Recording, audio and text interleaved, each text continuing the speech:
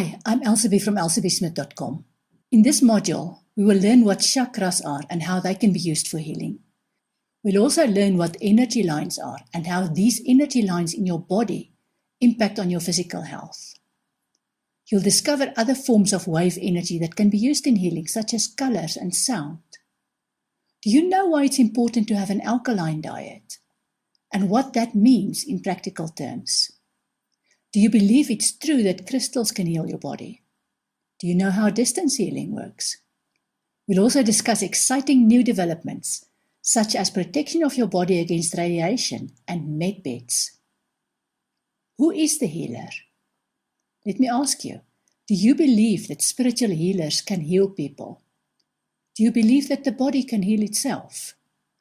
The first point I want to address in this section is that there are spiritual healers. They do help people heal themselves. That doesn't mean they have a God complex or that they can heal anyone from anything. Of course, there are quacks who will tell you anything you want to believe at a price.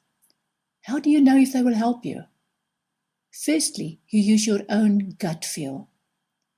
You should understand by now that you can rely on your gut feel to give you the unfiltered truth.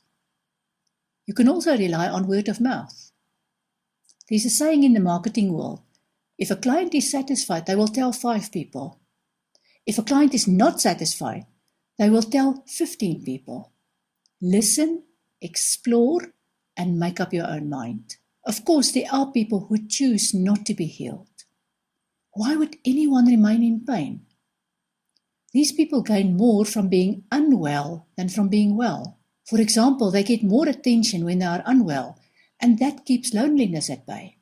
Or they have no outside interests and their dis-ease gives them something to talk about. And then there are people who want to be healed.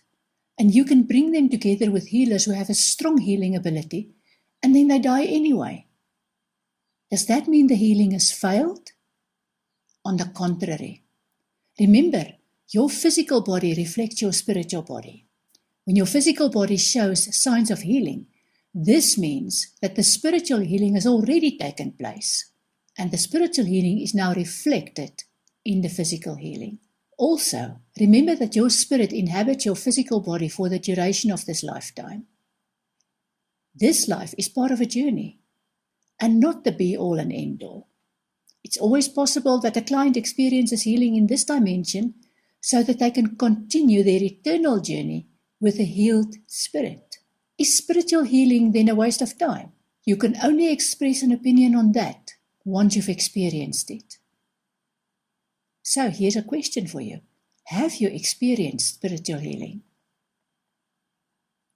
Can any healer heal anyone else? A healer simply helps a client to activate the inherent healing ability that the client has. How successful the healing is depends on the belief system and state of mind of the client. I'll give you some examples and you decide where you stand on each. There are many proven cases of people who were told that they were terminally ill and they only had so long to live. Some of these people took this to heart, drastically changed their lifestyle and diet, and lived long and fulfilled lives. Other people who received the same tidings believed every word of it and started counting down their days on earth until they proved the medical verdict to be true. Fear often stems from a lack of faith in God. I know this is a harsh thing to say, and many religious people will argue with this. Let me explain a bit more, and I will use recent examples. During the COVID smokescreen, Japan did not have a lockdown. I don't know about you, but I didn't see any regular numbers published for the number of people in Japan that allegedly died of COVID. I can speak firsthand about my experience in South Africa, where the mainstream media published the latest number of infections and deaths daily. They didn't put this into perspective. They didn't say this exceedingly small percentage of the population got the flu this year, and out of this quite small number of people, only a handful died because they already had underlying health issues. We don't know how many people died of the COVID-19 flu virus or of the germ that gave flu-like symptoms. We are keeping all deaths from naturally or underlying causes separate because this is the honest thing to do.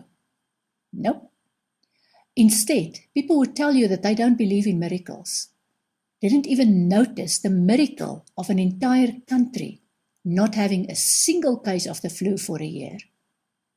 They didn't question the fact that people died of car accidents and knife wounds and chronic diseases, such as neglected cancer or diabetes, and that these deaths were classified as COVID-related, based on the date when a so-called, but in fact completely ineffectual COVID test was applied.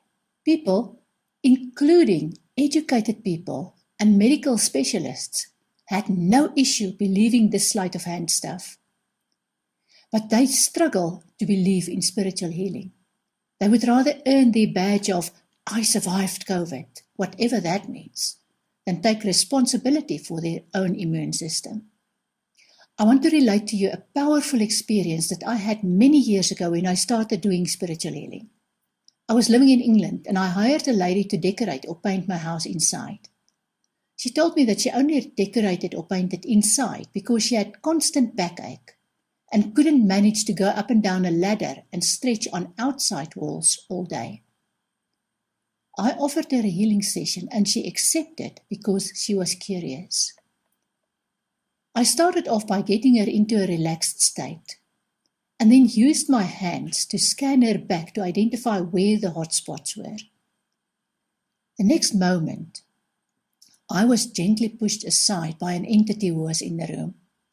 I just stood there, not knowing what to do next. In my mind's eye, I could see this entity using a scalpel to operate on her back, after which it moved out of the room. What I saw at the time was so subtle that I wasn't sure whether it was real. A few minutes later, I brought the session to an end. As far as I was concerned, it was an interesting experience, but I did attribute most of it to my vivid imagination. About 6 months later, I encountered the lady in a shopping center.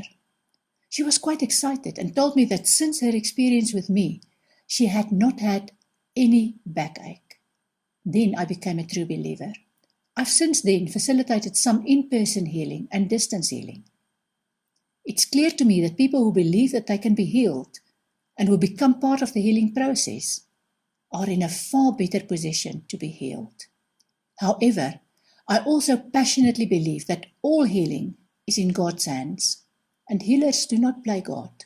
Whether the result of the healing is that people live longer or pass on easier is not important. If I can help someone feel better and get them in a space where their own healing commences, I'm happy.